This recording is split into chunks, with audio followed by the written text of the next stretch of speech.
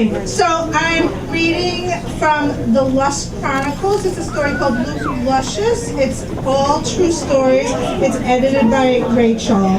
So, I spend 5 days every summer at Dark Odyssey Summer Camp. The annual event boasts 300 acres of dungeons, orgy rooms, sex ed classes, and almost anything you can imagine. We call Dark Odyssey Sex Camp, as it attracts many alternative lifestyle folks, tantric sex practitioners, swingers, BDSM players, all hooking up with each other. Luke Luscious was one of the campers. He was gorgeous, 6.5 feet tall, with wide shoulders and a killer smile. I automatically labeled him as unobtainable, figuring I was too old and too fat to ever attract a man like him. We were polite and friendly, but I had absolutely no expectations. Luke and I hit it off the last night of camp at around 3 o'clock in the morning. He had watched Molly and me tie up Marcus and tease him. Afterward, Luke told me he thought I was hot and that he liked my energy. I was shocked, but by then it was too late to hook up. Luke gave me a lot to think about over the next few months. Oftentimes, I underestimate myself, but worse, I underestimate other people, and I had done that with Luke. I never expected him to see past my flaws. I signed up online a year later for the next Dark Odyssey and visited the attendees page on the website. Registered campers posted profiles with photos, links, fantasies, likes, dislikes. There were other sections on the site for discussion, ride shares, and invites, which, categorized into all these different categories. In the weeks leading up to the event, I cruised the attendees area every day. I liked seeing the new profiles and invites as they went up. One day, a new personal ad titled, "Sucking Sleeping Beauty's Cock" went up. Take fullest advantage of Mr. Luke Luscious's lovely cock while he is asleep.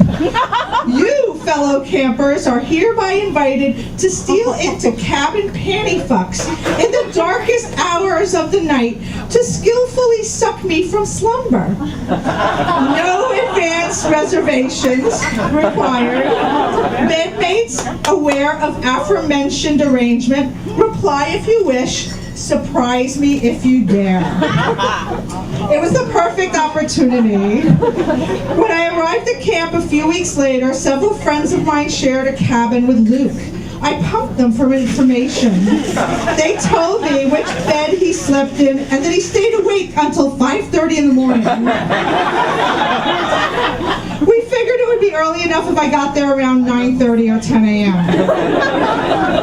Luke showed up to camp on Friday, and I saw him across the dining hall that evening at dinner. He wore high heels and fishnet stockings.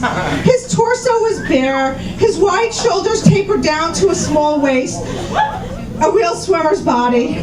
The outfit was topped off with a blue pageboy wig and pink tiara.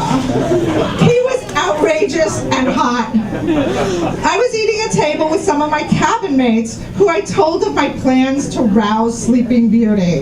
The following morning, they asked to accompany me, and I agreed. That bolstered my confidence. Now there was no backing out. By 9:30 on the dot the following morning, the three of us marched across campus and quietly entered the Panty Fucks cabin. Luke's bed was empty. We looked around but didn't see him. "Are you looking for Luke Luscious?" I turned and found a cute dyke boy sitting up in our bed. I nodded.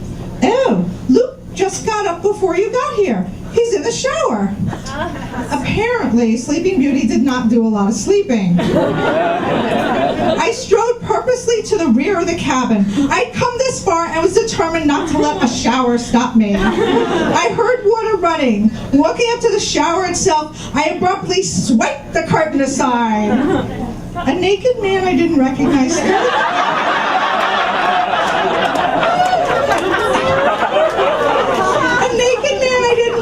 I stood in the stall soaping himself. Oops! I thought there was somebody else in here. I closed the shower curtain, turned, and noticed a big pair of feet in a closed toilet stall. I decided it would be best not to barge in. I do have my limits. Later that day, I reconnoitered with my friends who were in the Panty Fucks cabin. We had a laugh about the poor guy in the shower.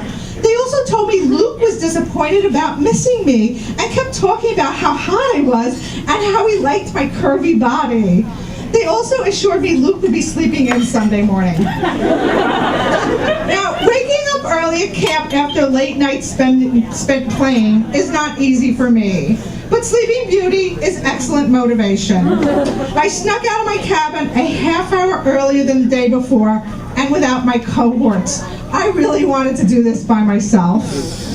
I crept up the cabin steps of Panty Fucks and slowly entered, being very careful not to let the door slam.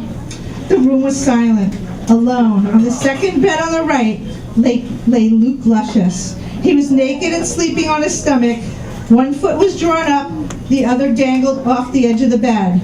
I could just see the naked underside of his balls peeking out. I bent down onto the bed and licked them lightly.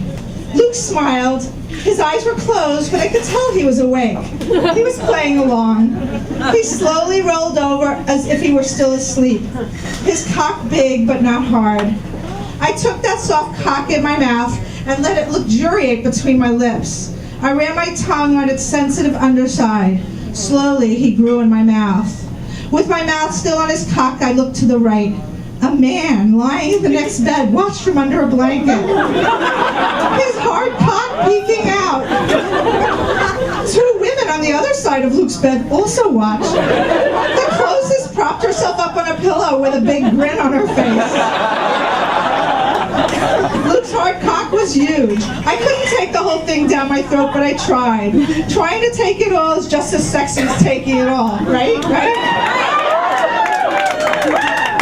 Skilled cocksucking is sexy, but combined with an enthusiastic attitude, it is a huge turn on. I worked Luke's dick up and down the shaft, taking it deep. When my throat needed a rest, I worked his big mushroom head. By now, his eyes were wide open.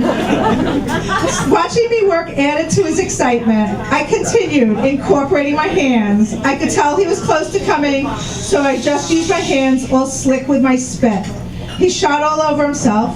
I stood up, winked at the girls in the next bed, and left. I ran into Luke at lunch. He gave me a huge grin and threw his long arms around me. Thanks, that was great.